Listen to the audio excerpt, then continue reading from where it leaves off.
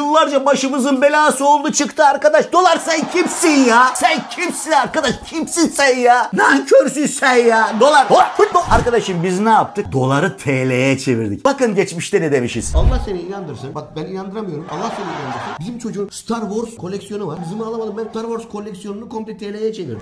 Ohio Üniversitesi'nde hocalardan bir tanesi Sanskritçe konuşuyordu. Kızımı alamadım. Onu da TL'ye çevirdim. Mesela kötü espri olur diyelim. Tamam, zorlama espri oluyor. Onu da hemen TL'ye çeviriyor. Durmadan her şeyi TL'ye çevirmeye başladım.